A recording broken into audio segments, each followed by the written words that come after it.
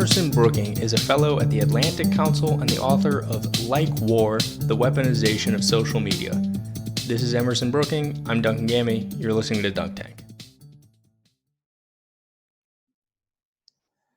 All right. I'm here with Emerson Brooking. Thank you very much for joining me today. Hey, Duncan. It's great to be here. So you wrote or co-wrote this book, Like War. Can you, which is a great title, by the way. Can you say why, first off, you decided to write this book? Sure thing. So my interest in the weaponization of social media dates back to my final year of undergraduate, which was back in 2011. Because I guess to go way back, I grew up in rural Georgia, which meant until you could drive, you grew up on the internet. So I was pretty conversant and familiar with mid-aughts internet culture. In college, I got very interested in the academic study of conflict and defense policy. And I began to think seriously about how these two worlds seemed set on a collision path. Because this was a time when, dumb viral videos were commanding huge amounts of views, and increasingly friends who had characterized as very offline nonetheless had a much better sense of what was going on online. So it seemed kind of inevitable that conflict actors, terrorists and national militaries, were going to grapple onto uh, the same sorts of online content and tactics as a way to further their particular political objectives.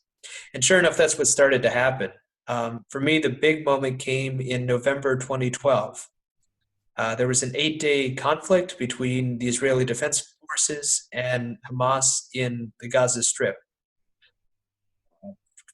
Kinetically, it wasn't much different from previous skirmishes that they'd had, but people called it the first Twitter war because there were millions of messages being exchanged, most of which were coming from outside the region. And it seemed clear, even at the time, that this battle, this war of words and battle of narratives, was having some impact on operational decisions that were being made by the two sides of the conflict. And later, researchers would show that indeed there was actually a correlation, particularly in the IDF's airstrike patterns and the general online sentiment that was being expressed. So this stuff, this weird world that I grew up in, that I suspect you've grown up with growing up in a very different context, was clearly being instrumentalized by violent actors. And so that's something I wanted to study and collected evidence over the years that followed. And Like War, which came out in 2018, was the result. And I've continued to study in this field ever since. So a couple of things there. So when you said that like the Twitter war that was going on in parallel to the actual physical conflict, it had influence on the operations of that war. Can you, in terms of like targets and things like that, can you elaborate on that a little bit? How did it have an influence? Sure. So this is a great paper by Thomas Zaitsev out of, I think, American University. And the argument is basically that there was a corollary in the frequency of Israeli airstrikes, and then the sorts of patterns of conversation that were unfolding on Twitter, and particularly the sentiment that was being expressed. Basically, when there was online fallout about a Israeli airstrike, and when there was particular publicity of images of civilian casualties of these airstrikes, the IDF backed off, basically, waited until conversation ebbed a little bit before taking that next kinetic action. And as we later, that's one of the few methods papers I've read that studies the intersection between social media and conflict. But if you also just read interviews with, former IDF psychological officers, I mean, they make this clearly apparent.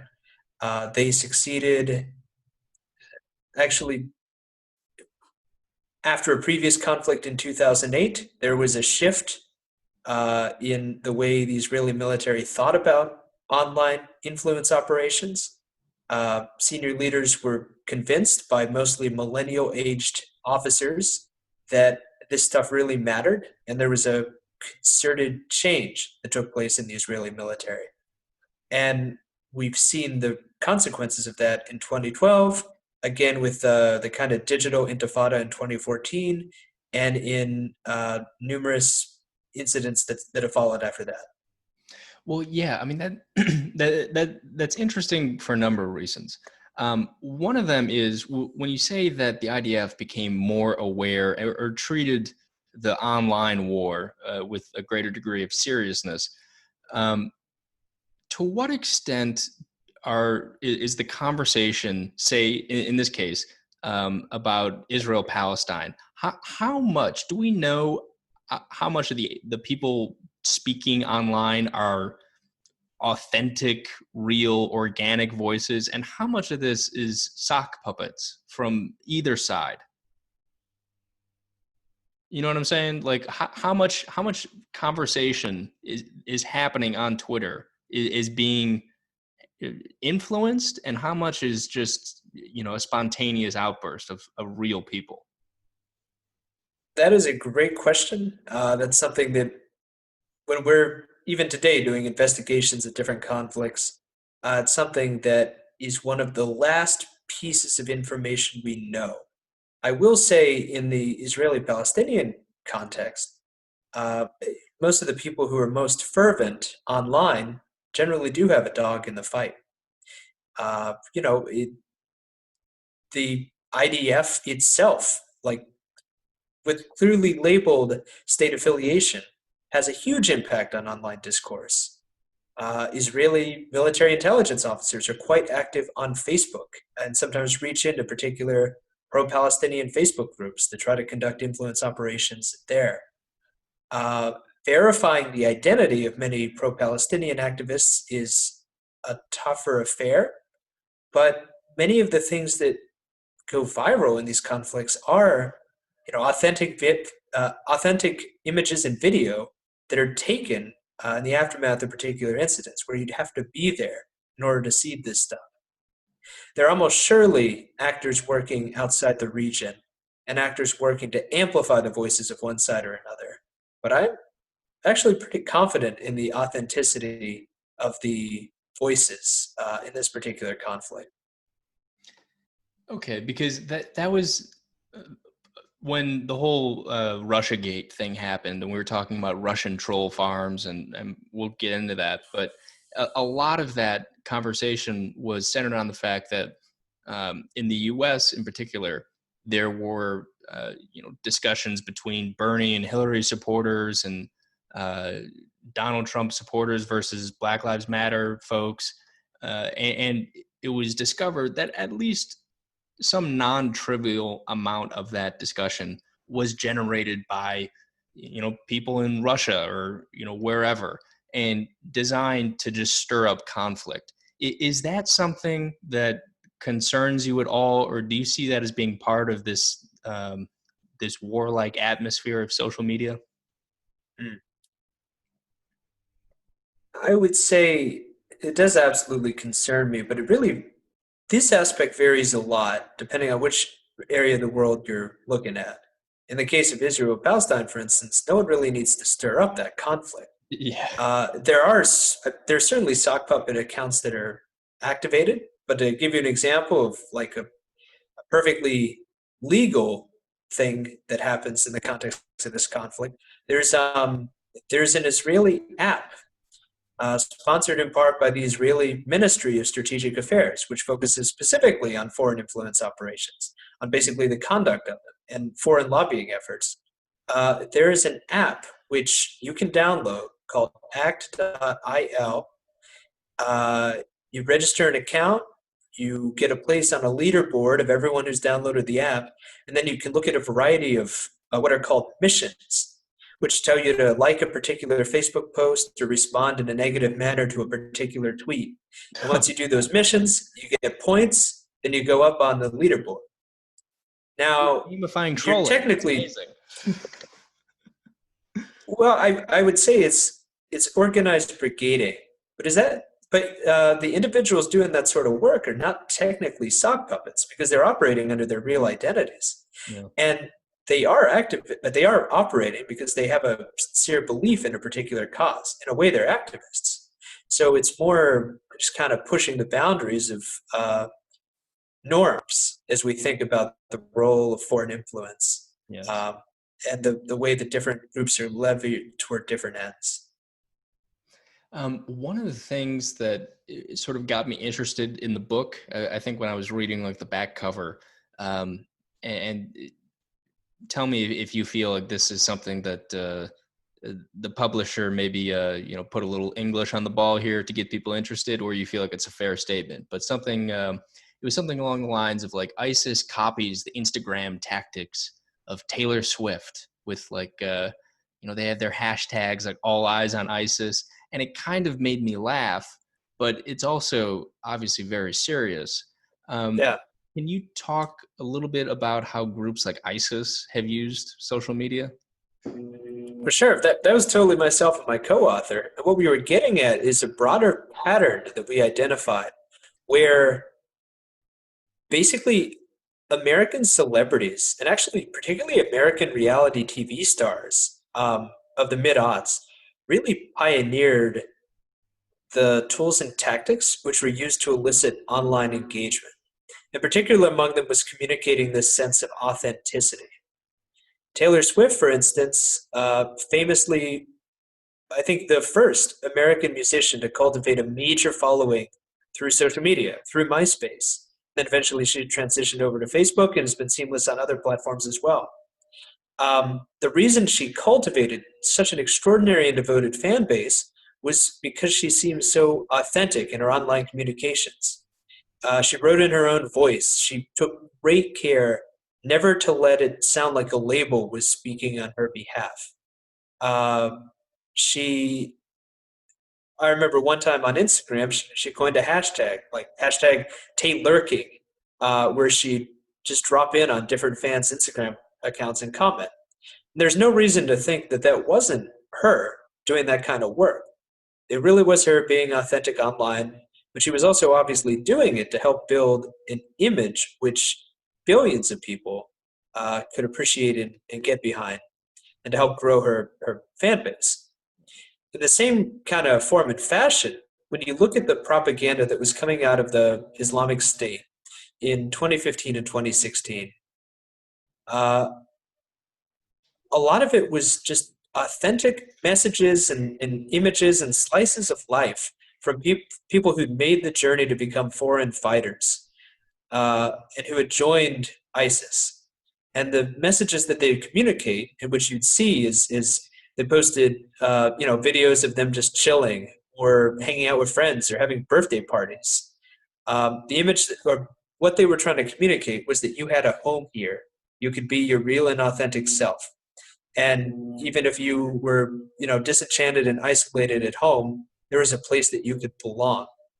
And then something that stemmed directly from that was, well, if you couldn't make the journey, the perilous journey through Turkey, to become part of the caliphate in person, well, there was still a way you could commune with your friends online by performing these, they were called remote control or lone wolf suicide attacks, which would martyr you, which would kill infidels, and which would win you the eternal praise of these people who would become your family. That was something that made ISIS messaging so pernicious. And there really were a lot of similarities between that and the way that a smart social media savvy celebrity cultivated their following.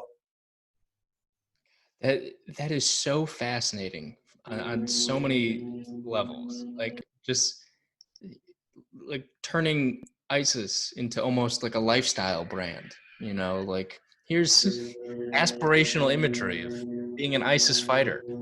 And the interesting point that I wanted to make sure we touched on is you use the phrase cultivating authenticity.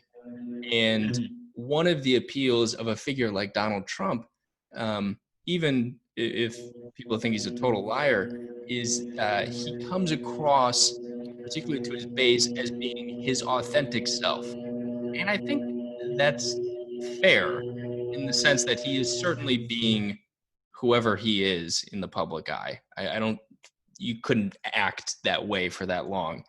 But it is odd, isn't it, that the idea of we must cultivate authenticity, which seems to imply an inauthenticity to what you're doing, right? Like, why Yeah, do you think that's so important or drives engagement? yeah. Something, a thesis we try to communicate in the book, because Donald Trump was elected halfway through our writing, and it caused us to reassess a lot of the themes we've been pulling out. But it became clear to us that this pattern we'd identified in terrorist communication was seeping into conflict more broadly, but it had also seeped into international politics. And that savvy American politicians understood that it was this playbook that had been, pioneered by individuals like Taylor Swift, effectively utilized by the Islamic State, also lay open to politicians to follow that example and to create new kinds of followings. Uh, it's no coincidence that Donald Trump came from the world of reality television. I said it was reality TV stars that were really the first pioneers in this space. Even though Trump was definitely not a digital native, he had always been extremely good at producing, well, at grabbing attention, and then in particular, producing outrage. And it just so happened that the way social media was changing society, uh, it was attention that was the most valuable currency, and it didn't matter how you got it anymore. There's that old saying, all publicity is good publicity. For a long time in American politics, people acted like that wasn't true. You didn't want scandals; they were a bad idea. Trump understood that scandals didn't really matter that much anymore, as long as everyone was paying attention. And so that's really the tactic on which he built his campaign, winning as much free media as possible, like $5 billion worth.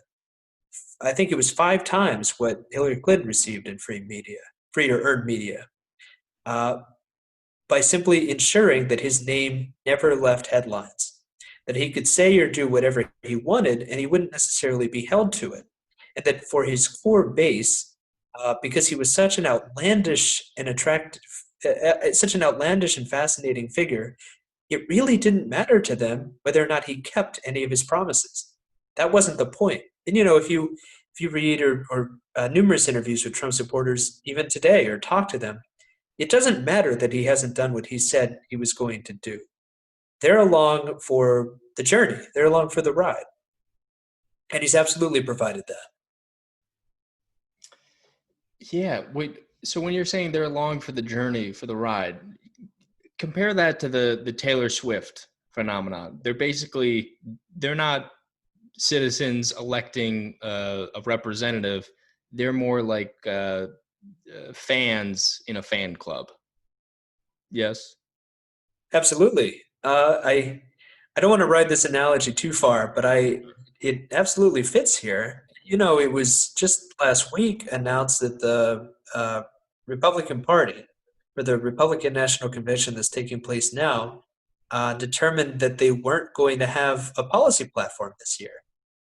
That kind of move is unprecedented. It's crazy.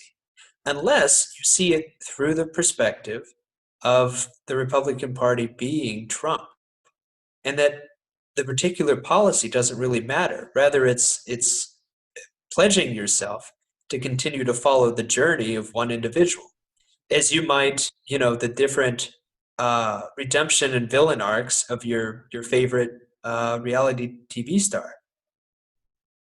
Wow, I didn't know that about the no policy platform. That's fascinating, though.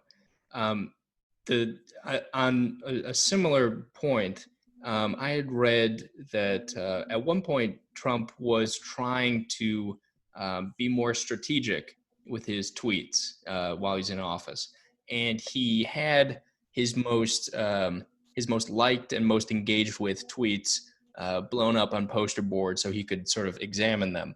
And what he quickly discovered was that the more outrageous comments got the most engagement. So, what I wanted to ask you is how much of the weaponization of social media is due to the incentive structure of the media, where the the crazier the statement, the more people are going to comment, and as long as you don't back down, you stick to your guns, you're going to win over some maybe small but passionate group of people who are rooting for you.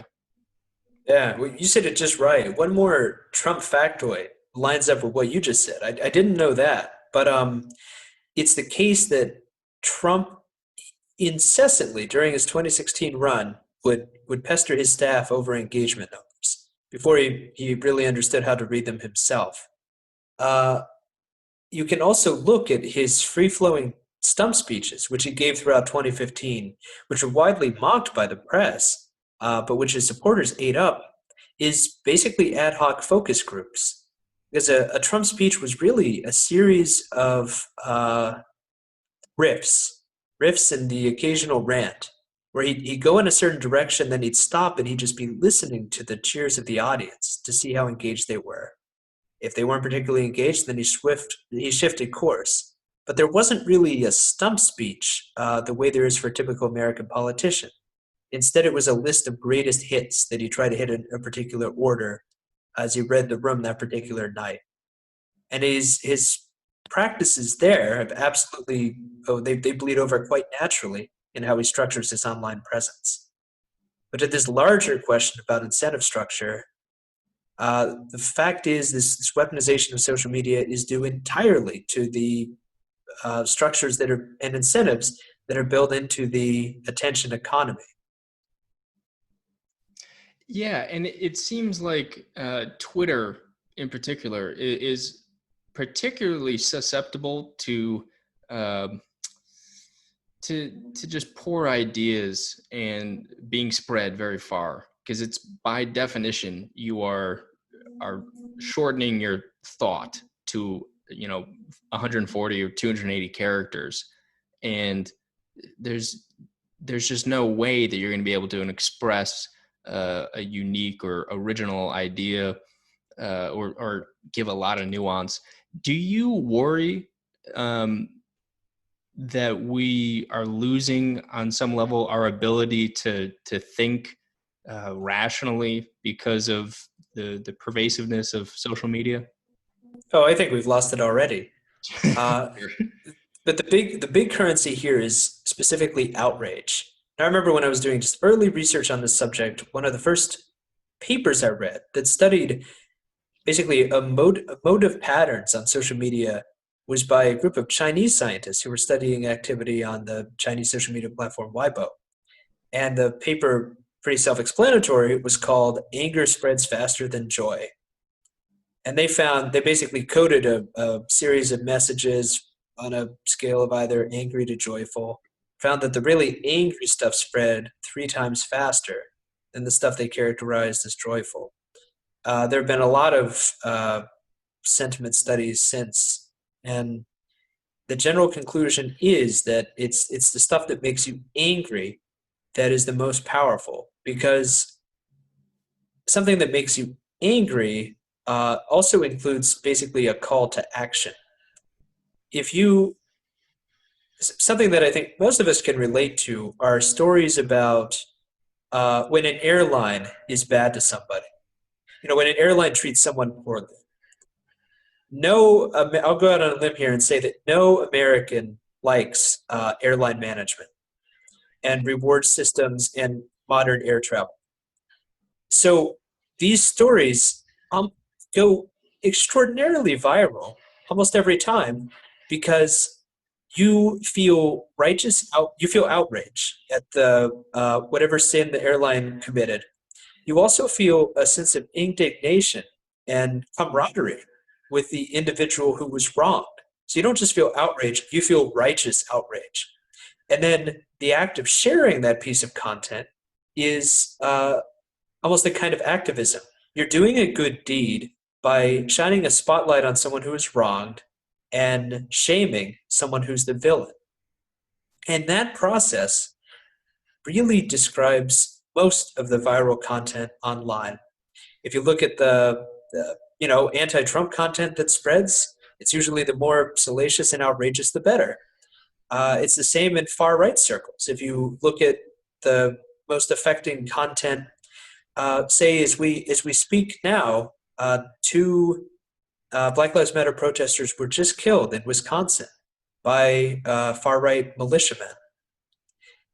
That far right militiaman and many far right militias have been descending on Wisconsin in response to extremely provocative news reports that come exclusively from far right sources, which equate Black Lives Matter protesters with terrorists, and which say that American cities are overrun, and which always use the most salacious footage taken out of context to show a general breakdown in law and order. So in every case, the individuals who share this stuff and get amped up on it, and even commit violence because of it, they think they're on the right side, and that all links back to the emotive power of outrage in modern social media. You know what is really scary about that? I was reading a biography of Hitler recently, and they go through all the things that he used to read in his early 20s when he was puttering around Vienna. And the kinds of papers that he would read, they had a certain name for it in German, but it was just these horrible, outrageous, racist publications that made up all these crazy things about Jewish people, and it definitely played a role in his radicalization. And what scared me about it, because at first I was like, oh, well, we don't have anything like that now. And then I thought for about 5 seconds, I was like, well, actually, there's way more of that now. And it reaches a much larger audience because it's all over the internet. And I mean, you, of course, have uh, platforms like Breitbart and Fox News, but even just on Reddit or Twitter or Facebook, you can get, just you can get that stuff mainlined in your veins every single day. Do you see this as having? Do you see like the white supremacist and militia movements in this country really starting to take off because of this, or how is it affecting them? I do. Well, first, which Hitler biography was it? It was a recent one by uh, like Ian something, some English historian. Okay, I read The Ascent actually 2 years ago, shortly after the Charlottesville attacks, Interesting. with the similar thinking in mind. But yeah, there are a lot of similarities, I think, between the information environment of 1920s Germany and the place we're in now. Uh, Hitler was essentially, well, very much radicalized by first the general disenchantment in life, a feeling of failure, and then a heavy reliance on extreme far right partisan publications, which helped solidify his beliefs and which exposed him to a movement where he thought maybe he could get ahead, become a leader. Um, but 1920s Germany, after the trauma of the First World War, there was uh, push toward a socialist government in Berlin. There was a counter push by former German military who joined something called the Free Corps, which were essentially organized far right militias that were pushing back, sometimes violently, often with deadly force, against communists in the streets. Uh, and I increasingly do see some parallels between that and the back and forth between the American far right and then uh, American Black Lives Matter protesters. The difference, first, though, is that there's not a militant organized communism in this country. That many of the protesters that the far right people think they're protecting us from are just protesting on behalf of racial equality. That their positions have been fundamentally mischaracterized. And the second thing that really stuns me is that The social breakdown that took place in Germany in the 20s makes some sense because of the extraordinary trauma that they'd been through. There has not been an equivalent trauma in the United States to justify the social disintegration that's now taking place. I think it is just a consequence of the internet and the way this over time, this digital tribalism helps make us feel like the other side is not just wrong, but actually an enemy that can only be defeated with violence. Yeah, and that's part of the problem, I guess, of characterizing people as enemies, especially when it's not, you know, these are people who genuinely just have disagreements with, whereas a group like ISIS or something like that would be probably much fairer to describe as an enemy. What um, one of the things that when you were just touching on that I thought of was what's fascinating about all this is that social media has been used for some good. Like I was talking to this person I know from Turkey, and she was saying that a lot of people in Turkey get their news from Twitter because all of the media is owned by the government, and so that's a way they can get hopefully more authentic information. And it also, Twitter played a big role in the Arab Spring. So, is there any way? Do you look at social media as a net positive, a net negative, or do you think it's more of a mixed picture? So, first off, I would say that um, there was, at the time I started following this stuff, there was an extraordinary, this was the age of cyber optimism. As Evgeny Morozov is one of the first writers on the subject to talk critically about the role of social media. Morozov called this, in his famous book, The Net Delusion, which came out in 2011 during the Arab Spring. He said that the United States was suffering from something like cyber utopianism, that basically Silicon Valley had convinced itself that these platforms were inherently good for democracy and that they were using pro-democracy language and the language of freedom, uh, freedom of expression, in order to justify their own business interests, which of course meant expanding their platforms to more and more users. And he made the point that eventually these things were going to be misaligned. A lot of people made fun of him because, again, when his book came out, Egyptians were celebrating in Tahrir Square, and Tunisia had a new government. Syria seemed like it was on the course of a good democratic transition. But over time, his fundamental thesis has really been proven correct. Uh, and it seems to me that pro democracy protesters got to these platforms first, as in basically with any new invention or development, it's always asymmetric actors, that is, the weak, um, who stumble first into new inventions and try to use them toward their own ends. So it's pro democracy mobilizers were some of the first to embrace these tools. But then a few years later, it was a different kind of asymmetric enemy, which are terrorist groups, which can't contest their political objectives militarily, but which can use new tools and methods to achieve their objectives through propaganda and intimidation. And then a year or two after that, you begin to see national governments like Russia, like Iran, embrace the use of social media and social media manipulation in a serious way.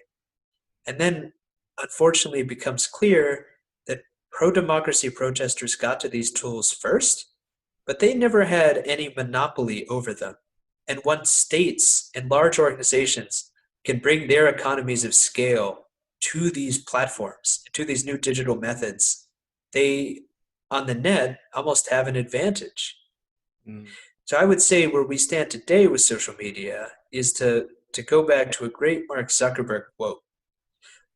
In 2004, the first year that Zuckerberg is building the Facebook in the first Facebook headquarters, which was a group house in Silicon Valley. He sits for an interview, which is like a local Silicon Valley TV crew, and he's sipping out of a red Solo cup. And the crew asks him, they say, "What what do you want? What do you want Facebook to be in an ideal world?" And Zuckerberg says, "The Facebook is not an online community. Instead, I want it to be a reflection of real life." And I would say in late 2020, we have reached Zuckerberg's vision, where it is a reflection. Facebook and the internet is a reflection of all the good stuff about life, but also all the bad stuff, the violence and bloodshed and hatred, which is all migrated online as well. That basically our evils have followed us to this new digital domain, and it's become a, a part of life like anything else. But no longer do positive forces have particular sway over it. Wow. That's depressing, but also has a pretty clear logic to it. I mean, I remember a friend of mine who works in consulting was telling me that because I was talking about how excited I was about blockchain as a potential to, democratize currency, much like what you're saying was the idea about social media in the beginning, that it could be used by pro-democracy forces. But what my friend was saying was that a manager in this consulting company um, said, mentioned blockchain and said that this is something that companies are going to be using in the future. And he gave an example saying, if there are some squatters in a house down in Ecuador, we can kick them out. And it was a weird example because, and it almost, I don't think it's an exaggeration to say it had like hints of colonialism about it, because there are squatters in Los Angeles too. So why mention Ecuador? And the idea that it's going to be used to more aggressively enforce property rights. Um, do you think then that this is something that, because a lot of pressure is being put on people like Mark Zuckerberg to make their platforms less of a reflection of real life and to weed out the evil? Uh, do you do you agree with the approach that he's taken in terms of, seems like a light touch, hands off approach, or do you think they should be more aggressively policing content? Mhm. So, a couple related points here. First, there's virtually no comparison between the Facebook of 2020 and Facebook of 2016. There has been remarkable growth and I think especially at Facebook, they've kind of been a leader in this space. Remarkable growth in Facebook's understanding of the negative impacts of their tools and the new teams that they've built to study it. When I was graduating college, if you wanted to work in public policy, the best place to do it was at a think tank. Now, if you want to have a direct policy impact, frankly, the best place to do it is at Facebook because you have far more direct influence over like the political processes of different nations, and you do have more opportunity to do good, though to do good ultimately for a corporate overlord. I would also say, from the Facebook perspective, it's something a lot of Americans don't necessarily get is that the free speech norms differ drastically from one nation to another. Something that Facebook has done is basically bring American free speech norms, which are extremely liberal, to many parts of the world that would otherwise be much more restrictive in their speech codes. And if you value freedom of expression, you still have to give the social media companies credit for that. That when we see some of the content moderation decisions they're grappling over, it's oftentimes them trying to be cognizant of the negative impact that they have on say, American political culture without establishing a precedent whereby Turkey has solid legal grounds to demand the removal and identification of every anti-Erdogan activist on the platform. So they are international and have an international perspective in a way that we don't always see. All that being said, I am not a Facebook or social media company apologist. I think these companies have reached a level of maturity where they have to be regulated by the government in which they're headquartered and operate primarily, which in the case of these companies is the United States. If you look at the history of regulation of communications platforms, it is insane how little regulation has been applied to these social media giants. That's because uh, the dot-com boom happened at a time when even light regulation was very out of vogue. And then when the US Congress in the mid 2000s began to have their first serious conversations about, um, you know, say, forcing some basic disclosures of political advertising on Google, uh, Silicon Valley hired an army of lobbyists, sent them to DC, and convinced the Congress to give them the same status uh, as regulates skywriting in political advertising. Their argument was that there simply wasn't enough space on an online advertisement to show all the necessary information. So, the same way you don't have to include a sponsorship message when you're in an airplane doing skywriting for a candidate, there was no need to include sponsorship information if you were buying an online ad. And that argument is no shit still the one that's on the books, although the companies themselves have moved more toward regulation.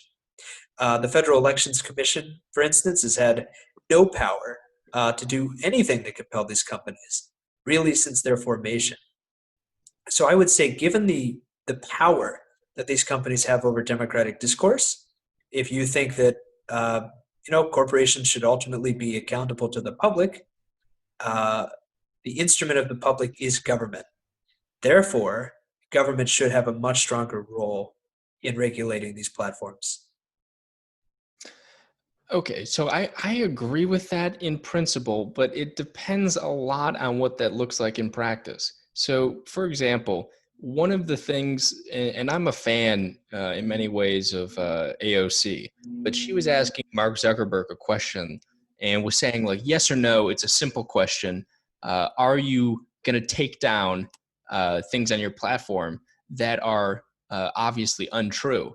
And Zuckerberg was trying to give the sort of nuanced answer that you just gave, which is that if we allow this power to happen here in America, people like Erdogan in Turkey are going to want to be able to eliminate posts that they claim are quote unquote untrue.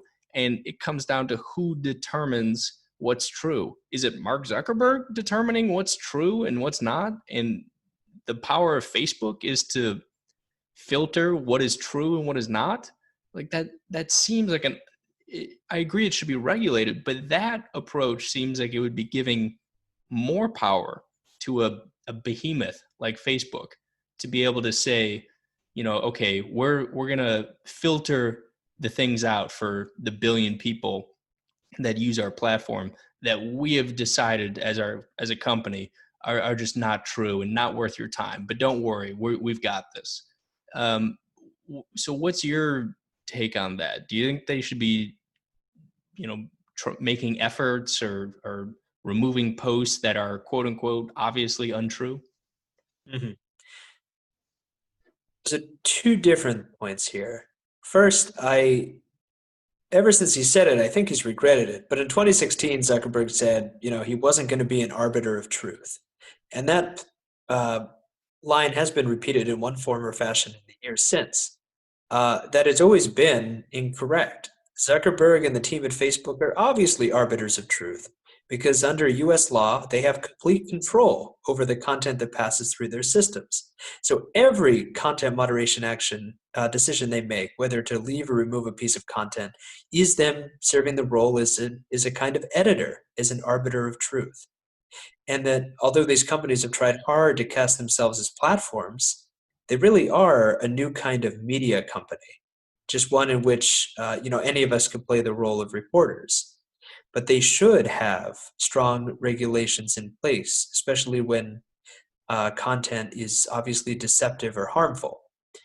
That being said, uh, I am more of a free speech absolutist, I think, than most people who study this issue set. So I am generally against the removal of content simply because it is untrue. Instead, there are important intermediary steps that these platforms can take.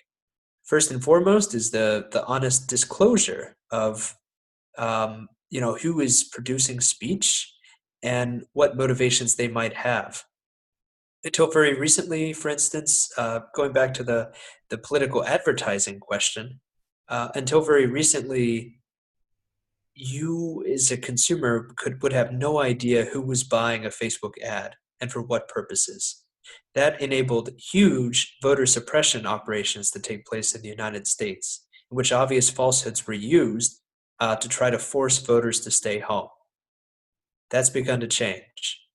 Another system that these platforms are moving toward is, instead of deleting untrue content, make it harder to find.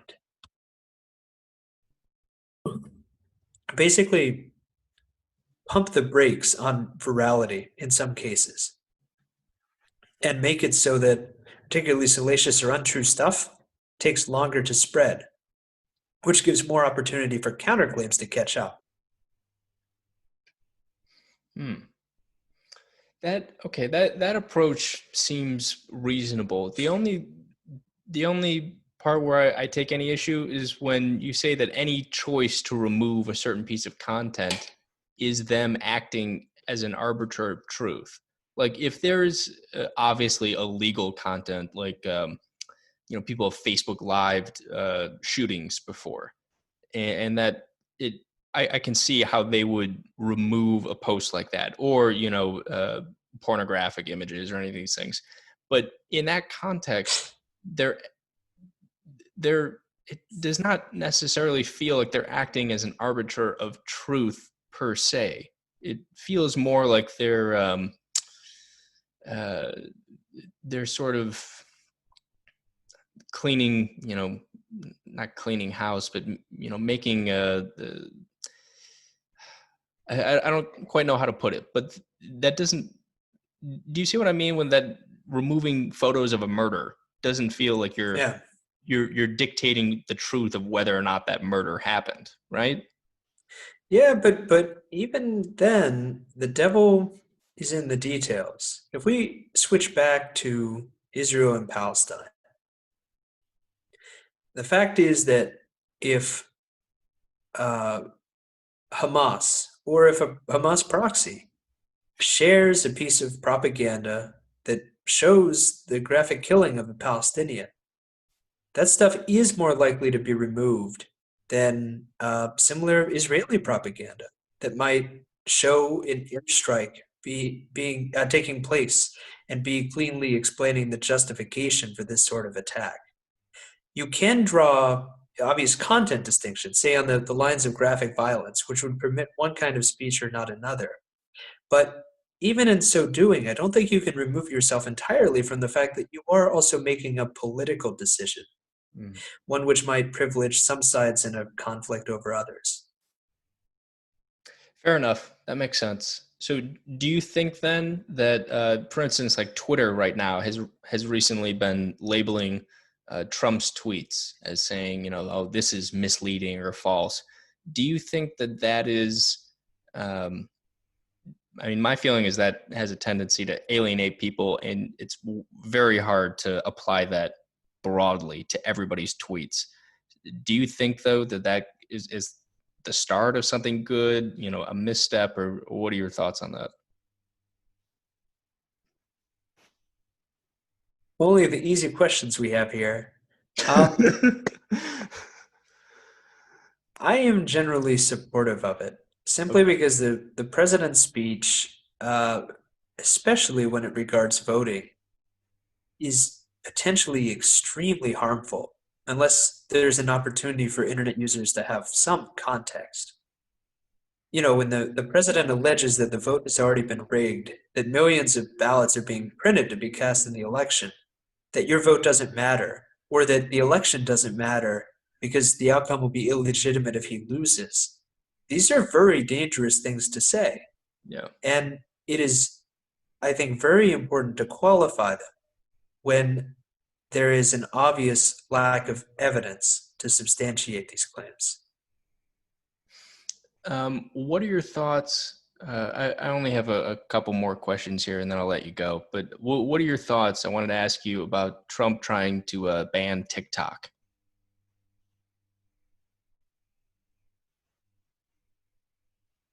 I see the logic in it,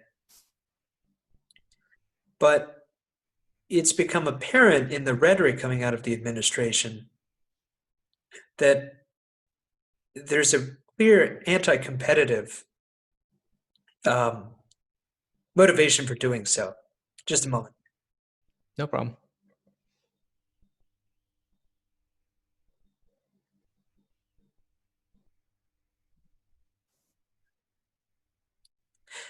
Um, I would say the fact that the U.S. administration made a decision to ban TikTok, and then immediately the president said that he wanted to take a share of the sale, uh, and seemed to be taking great joy in deciding which U.S. technology company would be able to acquire the company, suggests that it wasn't strictly a matter of national security, as the president alleges. There are grave concerns when it comes to Chinese company and data security. And in general, we should assume that the Chinese Communist Party has access to any data that's acquired by Chinese companies, even if the companies themselves are reasonable actors that are well intentioned. Because if you look at it from the Chinese perspective, essentially, Chinese internet entrepreneurs are excited to expand internationally, and they have really cool products. They're not all, in the working at the behest of the Chinese Communist Party.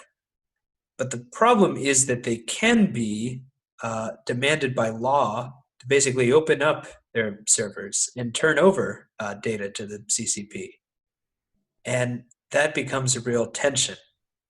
That's something that the US is also obviously concerned about. But I think this ban was painting with too broad a brush.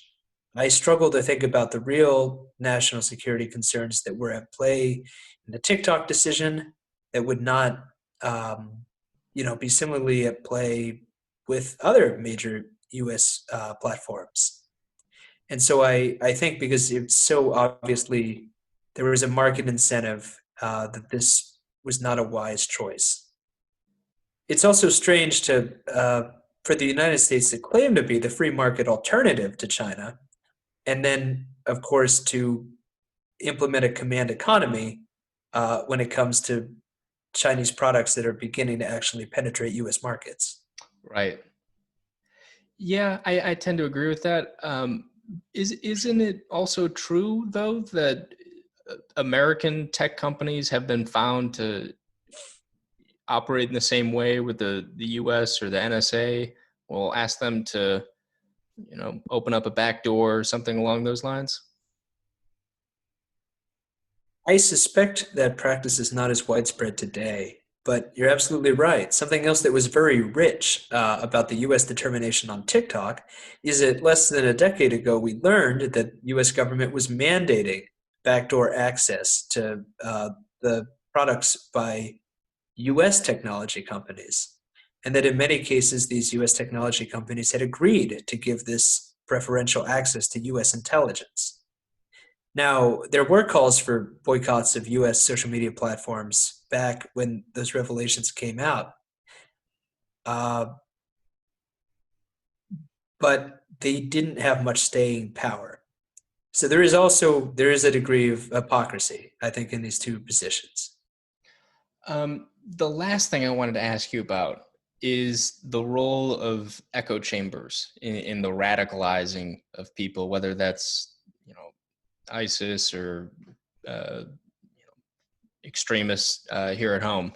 Uh, platforms like YouTube can become a rabbit hole for people where you watch one video and then the algorithm decides, oh, you like this content?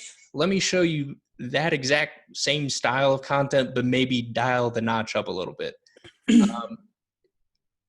Can you speak a little bit to that problem of echo chambers forming across social media? Certainly. So echo chambers can form in any social media platform. Uh, what's really at play here is something called homophily or homophily, which means love of the same. Fact is that humans are kind of programmed uh, to trust and seek out and trust people who agree with them, to form bonds with others, but then also to preference the things that they tell them and to assume that they're being trustworthy and truthful when they say these things. Essentially, you can't be equally suspicious of everyone you meet because then you would never get anything done. And this human motivation to trust is really something that enables us to build societies to begin with and to organize and collaborate in large groups.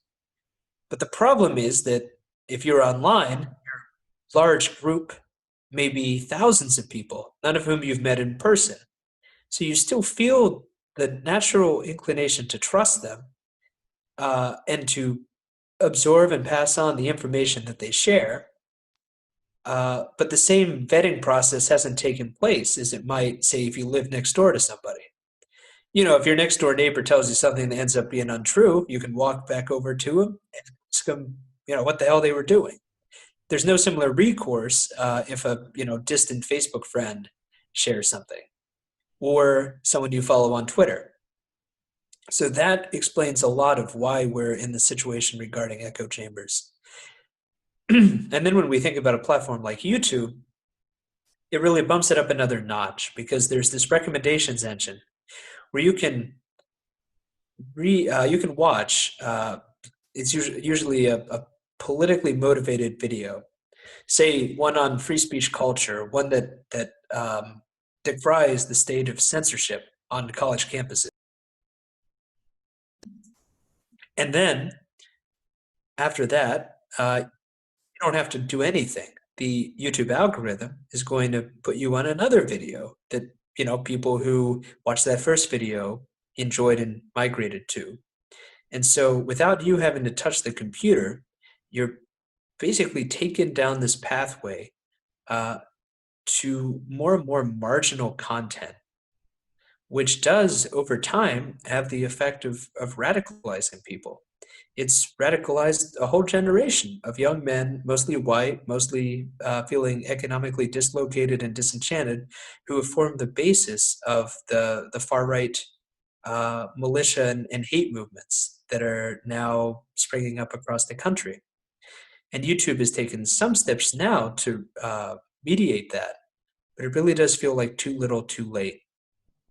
The bottom line is that these sorts of algorithmic pathways can be extremely radicalizing and are extremely dangerous. And this is one area where we can't let computers, wholly take over for the judgment of a human being. I think that's a good note to end it on. Emerson, thank you very much for your time. And is there anything you want to promote or plug before we go? I'd say y'all please check out the book if you haven't. And also the group I work for now is called the Digital Forensic Research Lab of the Atlantic Council. And we study social media manipulation and foreign influence campaigns all around the world. You can just Google us, but go to our website and check out our case studies. And, consider applying for an internship if you want to do this work full time. There you go. Emerson, thank you for your time. Thank you, Duncan. Alrighty, take care. Thank you to Emerson Brooking, and thank you for listening to Dunk Tank. I'm Duncan Gammy. See you next time.